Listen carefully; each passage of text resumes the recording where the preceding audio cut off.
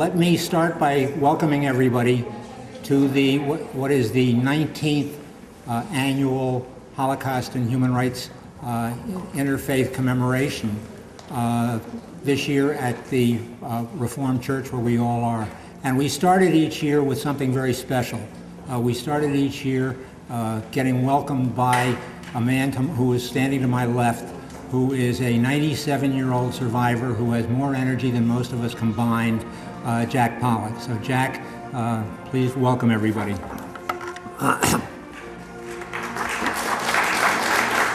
Thank you.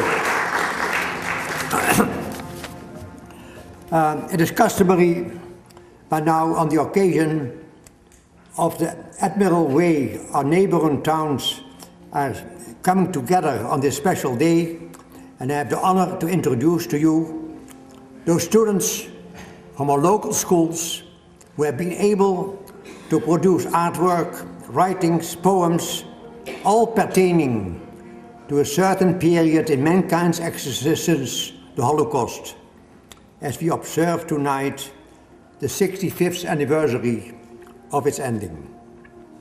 For my wife Ina, here with me, being almost the oldest survivors of that period at our ages of 87 and 97, here in your beautiful church, we are especially thinking of the days of our liberation.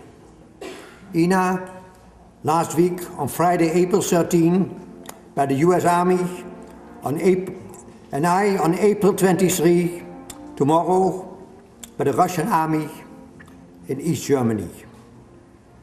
From our native country, the Netherlands, 110,000 citizens were deported.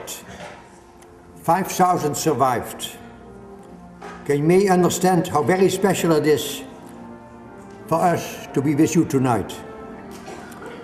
Recently, a Holocaust survivor, by making a documentary on the extermination camps, was interviewed. And he said to the interviewer, "I said something to my grandson that a grandfather should never say to his grandson. I said to him, I should not be alive. And because I should not be alive, you should not be alive. But because we are alive, because God gave us this life, we have to earn the life that God has been given to you." And that's what Ina and I have been trying to do, especially after we came in January 1951 as immigrants from Holland to this wonderful community here, Westchester County. It almost gave us a new and better life. And that's why we are here. I must confess that I still have difficulties understanding the Holocaust. And if I have problems, and how can those wonderful teachers who make young people understand what it's all about? The numbers are so staggering. 1.5 million Jewish children, 6 million Jews, 11 million people all fighting Hitler. And then think that the Second World War has cost 60 million people, only because we were not able to stop a man like Hitler in time. And so there must be a reason that now, 65 years after all this happened, the subject of the war and the Holocaust remains important and relevant till this day.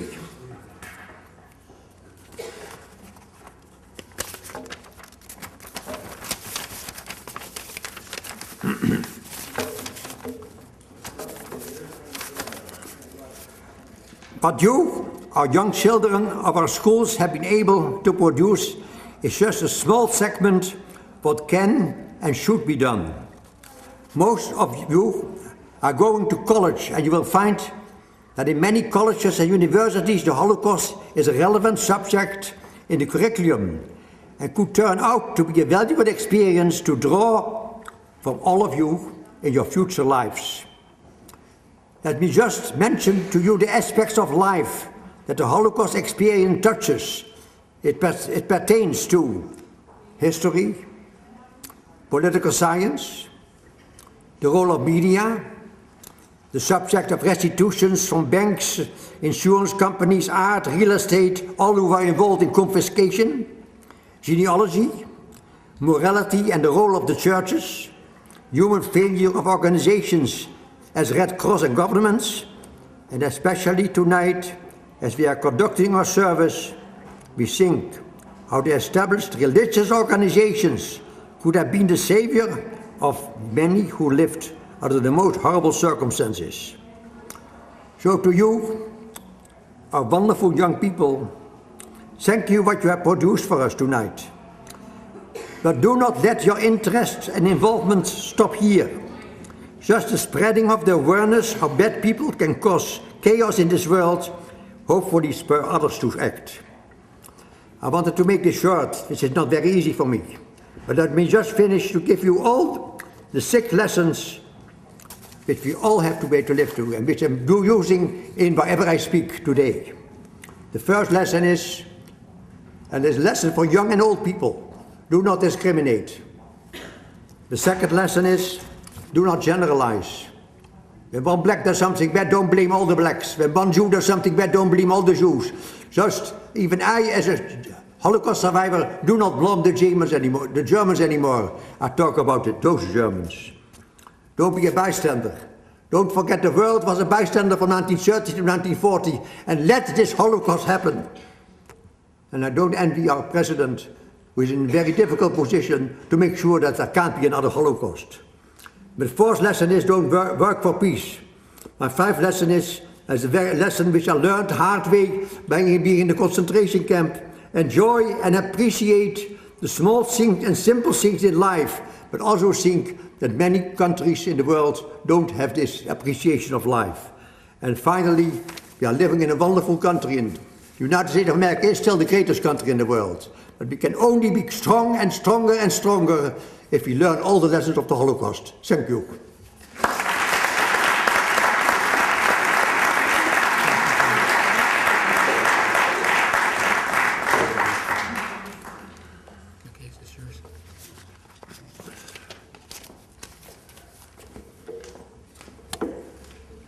Thank you very much, Jack, for putting the evening in perspective for us as adults and students as well. Let me begin by thanking, first of all, the Holocaust and Human Rights Education Center for sponsoring the Art and Essay Contest, the awards for which we are giving here this evening. There are a lot of people to thank. Then thank the Reformed Church for hosting the event this evening, and specifically Reverend Drott, who's been shepherding this thing through from the very beginning, and his secretary, Marilyn Wellbrook, who set this up this evening. My wife and I came down here at 5 o'clock tonight expecting to have to set it up, and it was as you see it. We didn't have to do a thing. So she had just done an absolutely magnificent job. To the judges who read the essay and judged the art, Vicki Ford, Fred Moses, and my wife Jane, and to the schools for their support.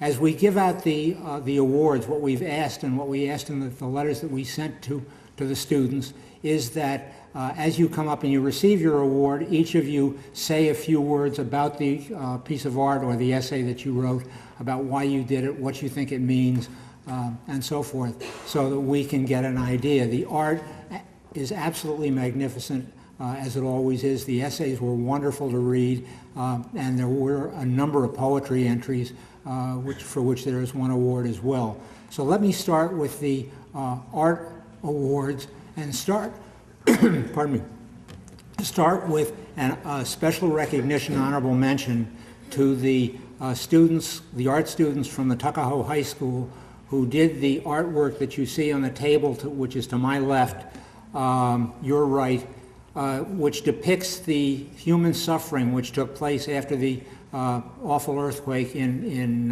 Haiti. There are a number of students who participated in this. The sculptures are very dramatic. You should certainly, if you haven't had a chance to look at them, take a look at them. And I would like to congratulate not only the students, but the art teacher, Heather Capretti, and I hope I'm pronouncing it correctly, who conceived this project. So if one or more of the students would come up, I don't know how many of you are here, and accept the certificates and perhaps say a few words about your project. Who's going to be the lucky one who gets elected? Thank you.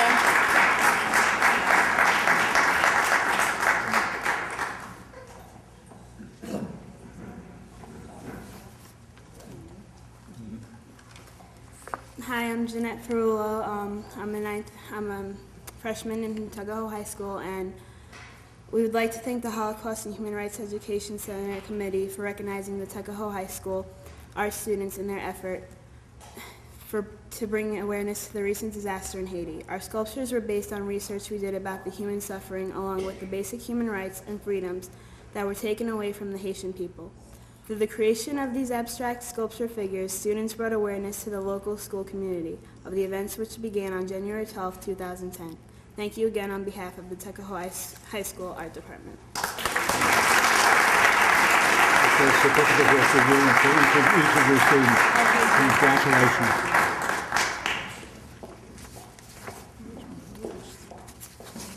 Okay, moving on. The art, once again, the rest of the art is on my right, on the other side.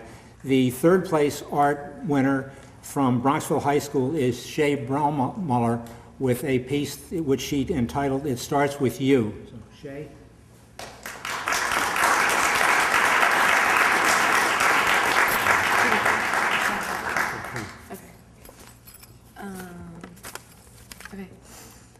When Harriet Tubman woke each morning, she did not intend to do something great. She was just helping women, men, and children escape to their freedom. Her deeds ended up being something very great. We live in a secure community where we do not have to face poverty or communal illness, where we have access to running water, excellent medical care, and the opportunity for work.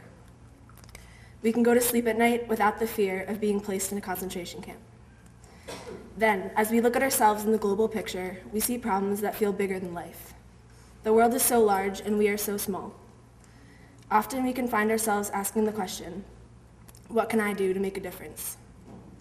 The German Nazis made 6 million Jews their innocent victims for 9 years, while much of the world did nothing to stop it. When we look out and see the poverty, the genocide still occurring in some countries, there is no simple answer.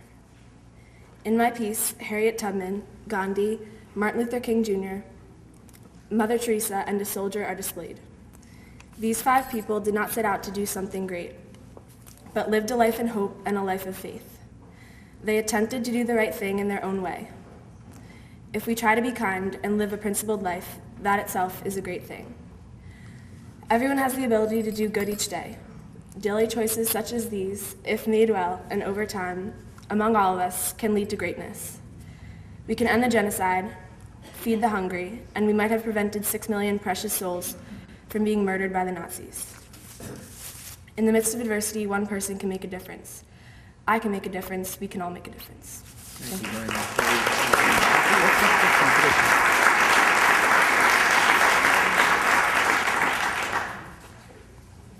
The second place art winners, a pair from Eastchester High School, Ken Agushi and Courtney Petrone. So if the two of them would come up and receive their awards and talk about their very original piece, War and Peace. Thank you. Ken, that's you. Thank you. Okay. Life can be difficult. This maze represents the challenges and choices that we all have to make in life. The pathway to travel through the negative world to the positive is filled with twists, turns, and sometimes a dead end. We hope people realize that, like completing this maze, making a positive change is not always easy, but a worthwhile endeavor. Oops, careful. Sorry. We would like to thank the Holocaust and the Human Rights Education Center for this very special opportunity, as well as Ms. Salsky for all her help and dedication. Thanks again. This was a truly an honor.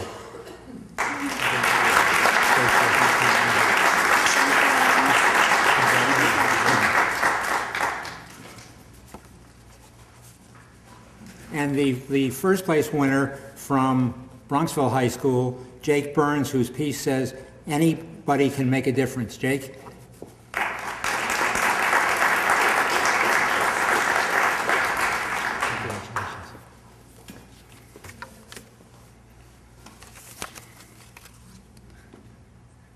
First off, I'd like to thank the selection committee. I would also like to thank my art teacher, Ms. Altman. I decided to put all the words on my poster in the shape of a one to signify that it only takes one person to make a difference. I also emphasized the word anybody in red because I believe that when faced with adversity, anybody can make a difference. And it does not have to be one of the famous people I listed. I hope that everything you see and hear today will help you to make a difference in the world tomorrow. Thank you.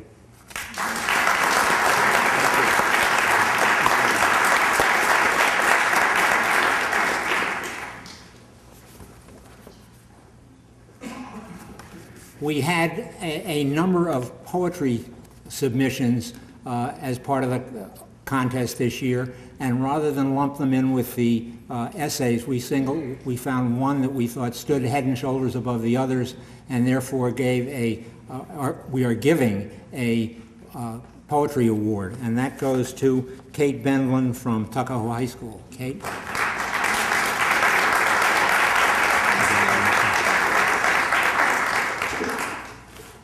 Hello, my name is Carly Benlin. I'm a freshman at Tuckahoe High School. I am honored to receive first place for the poem I wrote entitled Remembering the Forgotten. Something I really wanted to incorporate in my poem was how important it is to remember the events of the past. Just because something occurred a long time ago does not mean it should be forgotten.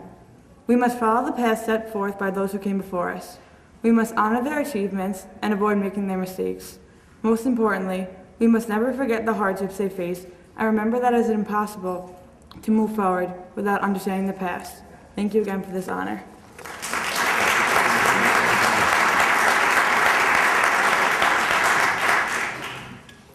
And now to the essay winners. These young people do a tremendous job, don't they? Third place winner from Tuckahoe High School, Ian Sachs. Ian?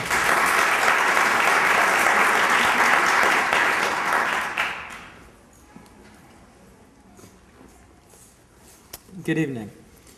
It is a tremendous honor to win third place here in the contest. Inspiration to stand up in the face of adversity comes from past experiences. One example of this is Harriet Tubman, who ran the Underground Railroad. She made her first trip on the Underground Railroad in 1851 to save some family members. This was the first of 18 trips in which she rescued over 300 people.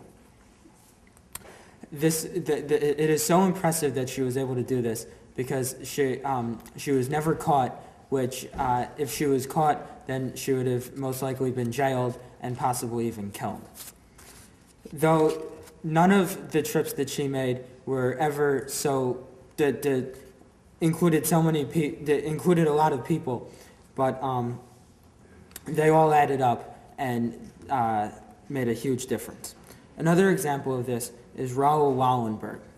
He came from a Swedish family and came to the United States to attend college at the University of Michigan. He then returned to Sweden and became a successful businessman. But instead of just doing that and staying in safe, neutral Sweden, he decided to cross country lines and go and save people from the Holocaust and the concentration camps. He saved over 100,000 lives, which is a Guinness Book of World Record for one person saving people from persecution. This was so amazing that the United States named him an honorary citizen. Though on no one expedition he saved a large number of people, but all the little expeditions added up to that large number. A third example of standing up in the face of adversity is a personal one, which I get from when I was in 6th grade and the captain of the school safety patrol. One of my tasks was to monitor the younger kids. So one day, there was a 5th grader who was picking on a 1st grader. I went over to that and tried to facilitate it and stop it before it got too violent. Before luckily I was able to get there before it got too violent. I remember that I knew I had to do something because I remember what it was like when I was picked on as what it was like for someone to be picked on as a younger kid. I then sent the 5th grader to the principal, and he was reprimanded. Though this small act was not as large as Harriet Tubman or Raoul Wallenberg, it is important because all the little tasks add up, and that's how we're able to stop things such as the Holocaust. Thank you.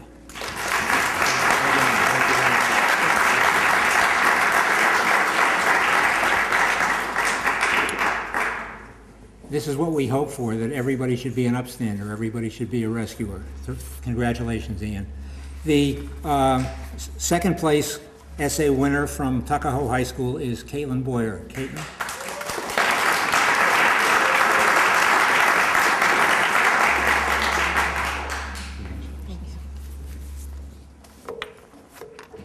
Hi, I'm Caitlin Boyer, and I'm a sophomore at Tuckahoe High School.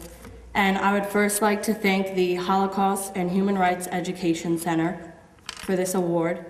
And I first want to start off by reading part of my essay. George Santayana once said, "Those who cannot remember the past are condemned to repeat it." These words of wisdom should serve as an influence upon society, because in order to change and confront adversity, the past must be retained. Making a difference today can be influenced by remembering events of the past, because if an individual is able to see the effects that past events have had on society, they are more prone to take a stand and make a change. I was inspired to enter the contest because I have a lot of prior knowledge about the terrible things that have happened in the past. And in my eyes, no one should be a bystander. You have to be an upstander to prejudice, to injustice, to genocide, and that all starts with my generation.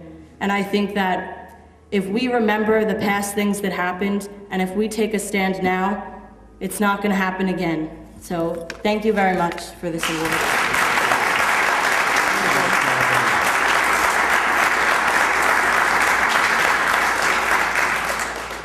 And finally, the first place winner in the essay contest from Eastchester High School, Driss Old Yabat.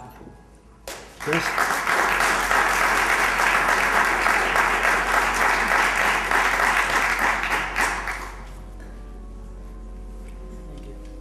Congratulations. All right, just to let you know, I'm a bit afraid. So I want to thank my school, thank my principal, thank my social studies teacher. And I think the most important thing is we should learn to love and respect each other. And that's it. Thank you very much.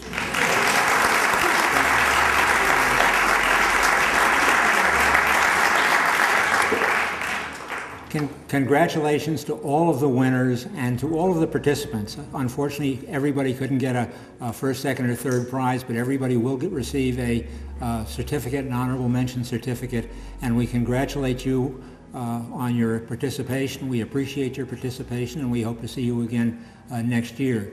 Before we break up, I believe all of the student winners should see Rabbi Barzilai, who's standing in the back of the room, who will pair you up with a survivor for the processional and for the commemoration as it's coming. Thank you all for coming, and we'll see you next year.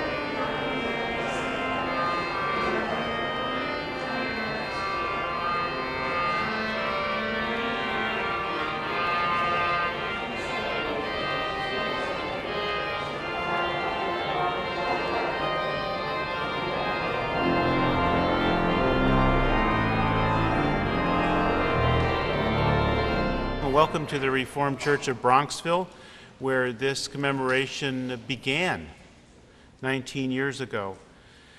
We want to remember and celebrate human dignity, human tolerance, and respect for diversity in this special event. And I want to welcome everybody, especially the clergy who will be processing and the dignitaries from the various communities who are here. But most especially, I want to welcome the Holocaust survivors who are here and who will be participating in this wonderful event. And I also want to welcome the young people that are here. That's special. It's so important, and I'm so glad that you all are here and that you participated in this special event, because you're the people that bear the memory. It's through you that the light of remembrance shines so that we don't repeat the horrors of the past. And it's through you that you're going to maintain this tolerance and dignity and respect for human beings. So this is a great opportunity for us, for everyone of all ages, to celebrate our diversity. I also, before I stop, want to just give a special thanks to the committee that planned this service. They put countless hours in putting it together, and most especially my colleague, the Reverend Keith Drott, who's put this service together and mediated with the various people and really put together a wonderful event that's both musical and reflective. So I hope you enjoy it and get something out of it. Thank you for being here.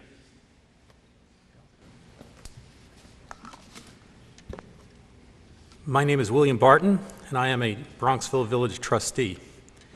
Our mayor, Mary Marvin, is out of town tonight and asked me to give the introduction. Good evening. As Psalm 133 proclaims, "Behold how good and how pleasant it is for brethren to dwell together in unity." Welcome to the village of Bronxville. On behalf of all the citizens of the village, it is an honor and a privilege to host the 19th Annual Holocaust and Human Rights Commemoration. I want to extend a special thank you to Pastor Ruge and the parishioners of the Reformed Church for opening their beautiful house of worship to all of us. The Reformed Church is so integral to the fabric and character of Bronxville, and I'm grateful for all the church does to enhance the life of the village. I must also add, I'm humbled to be partaking in the same ceremony as Ed Lessing, Betty Knopp, Clara Knopfler, Jack Pollock, Lily Singer, and Jay Summer, who are living examples of the power to inspire. This commemoration brings us together as one community to demonstrate unity and resolve as we confront human suffering wherever it manifests itself. Let us vow to never let this commitment waver, for as Oliver Wendell Holmes said, "The great thing in this world is not so much where we are, but in what direction we are moving." Thank you for coming, and welcome to Bronxville.